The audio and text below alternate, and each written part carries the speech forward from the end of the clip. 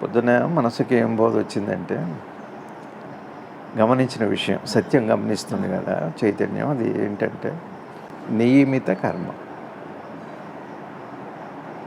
ఇప్పుడు మన ఉద్దేశం ఏంటి చెప్పండి? మీరు వింటున్నారు, నేను చెబుతున్నా, నాకెవరో చెప్పారు గురువులు.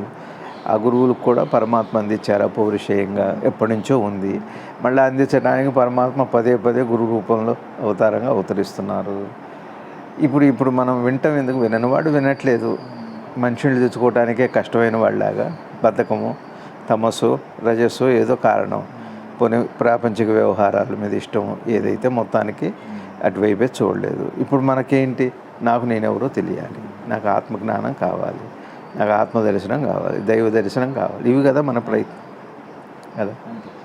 కాబట్టి ఉద్దేశం ఏమిటంటే ఒక శుభమైన ఇచ్చ ఉంది మనకి, జ్ఞానేచ్ఛ, పురుషార్థం అందం ఉంది కదా.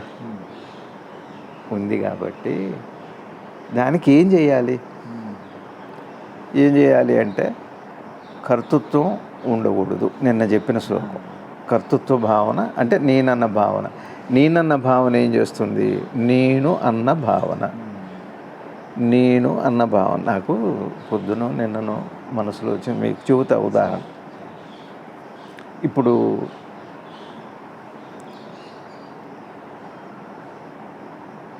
మీరు పాలు తోడి పెట్టారు, పాలు కాగబెట్టారు, పాలు విరిగిపోయినాయి. ఒక స్టవ్ మీద 10 మంది పాలు కాగబెడుతున్నారు. ఏదో ఒక తిరణాలనుకోండి, లేకపోతే మనమే కుటుంబం, ఓ 10 మంది పాలు కాగబెడుతున్నారు, అలా 10 మంది కూరలు చేస్తున్నారు. పాలు కాగబెడుతుంటే పాలు విరిగిపోయినాయి, పాలు విరిగినాయి. పాలు విరిగిపోయినాయి అని అన్నారు అనుకోండి, ఎవరివి అన్న ప్రశ్న ఉందా లేదా?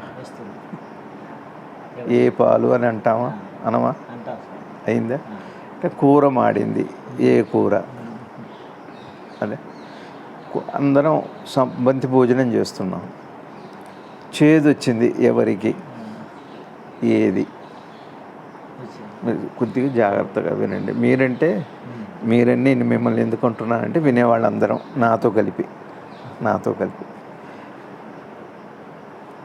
ఇప్పుడు ఒకానొక ప్రత్యేకమైన దాన్ని నేనంటే చెబుతున్నా, నేను అన్నదానికి ఒక ప్రత్యేకమైన ఉనికి, వ్యక్తిత్వం దేనికి వచ్చింది చెప్పండి?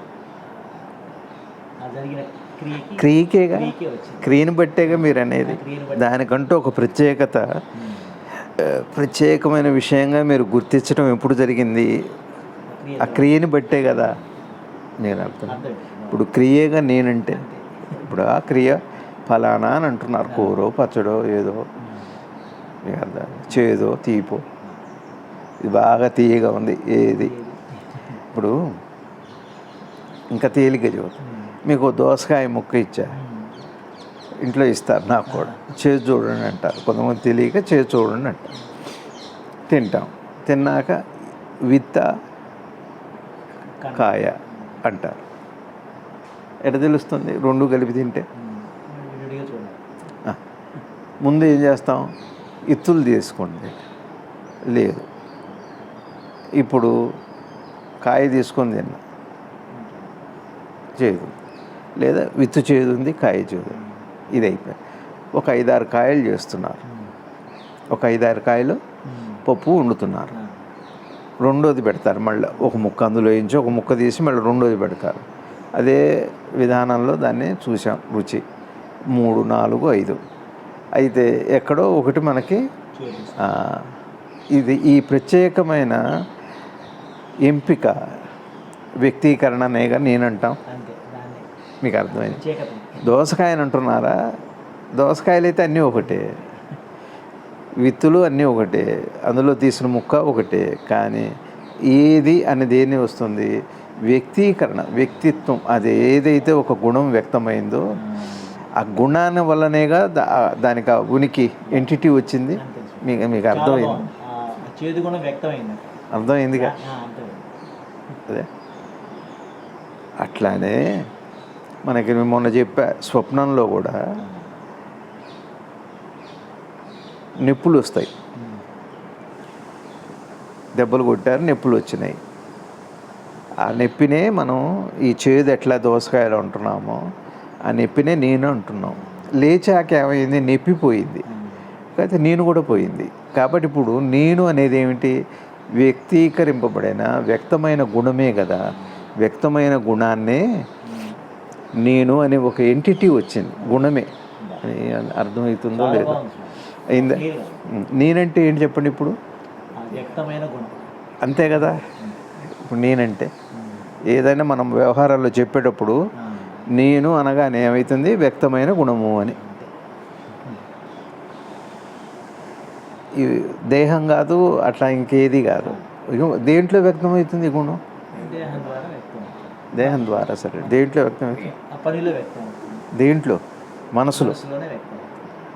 మనసులు పెద్ద పెద్ద మాటలు కాదు, మనకి తెలిసిన మాటల్లోనే మనసులోనే గుణం వ్యక్తమైంది. ఇప్పుడు నేనని చెప్పేది ఎవరు, మనసే చెబుతుందిగా. రాత్రి నాకు నా మనసు చాలా బాధపడింది అంటున్నాను. మనసు బాధపడ్డానే నేను బాధపడ్డాను అంటున్నాను, నా మనసు బాధపడదు అంటున్నాను. నేను నా అనేది ఏమిటి, ఆ బాధనే. కానీ నేనంటూ ఒకటే ఉంది. వదిలేదనుకోండి, మీరు ఎంపిక చేయండి. చేదు లేని దోసకాయని ఎంపిక చేయదు, దోసకాయ అంటారు, ఊరుకుంటారు. లేదా జీవుడు మనసు ఎంపిక అయిన తర్వాత నేనైంది. అందులో వ్యక్తమైన గుణాన్ని నేను అన్నారు. అందులో అహంకారము, కర్తృత్వమే జీవుడుగా ఉన్నాడు. అట్లానే నేనేం చెబుతున్నానంటే, నేనంటూ ఏమీ లేదు. ఒక గుణం మనసులో ఎంచి ఒక కదలిక, చైతన్యం వచ్చింది అంటే అదే నేను కిందగా కనపడుతుంది. నేనంటూ ఒకటేం లేదు. అది వ్యక్తమైనప్పుడు నేనైపోయింది. ఒక పరిధి వచ్చేసింది కదా. పరిధి దానివల్లేగా వచ్చింది, వ్యక్తమైన గుణం వల్లేగా పరిధి వచ్చింది. అందుకని నేను అంటున్నాను. బాగా అర్థం చేసుకోండి. అర్థమవుతుందా? అర్థమవుతుంది. కాబట్టి ఇప్పుడు స్వప్నంలో నేను అంటే మీకు వచ్చిన దాన్నే నేను అంటున్నారు. అది మాయమైపోగానే నేను కూడా మాయమైపోయింది. అంటే ఇప్పుడు లేచున్న జాగృతంలో నేను, నా జ్ఞానం ఎప్పుడు వస్తుంది, నాకు ఆత్మదర్శనం ఎప్పుడు అవుతుంది, నాకు దైవ దర్శనం ఎప్పుడు అవుతుంది. ఇప్పుడు ఇక్కడ ఏమిటి మీ మనసులో వ్యక్తమైంది, ఒక ప్రశ్న, ఒక గుణము, ఒక అనుమానము, ఓ ప్రశ్న.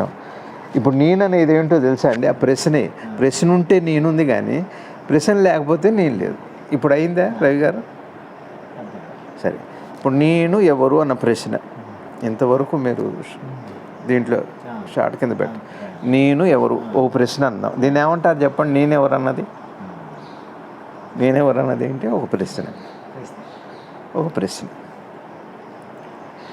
ప్రశ్న అంటే కోరిక అన్న ప్రశ్న అన్న.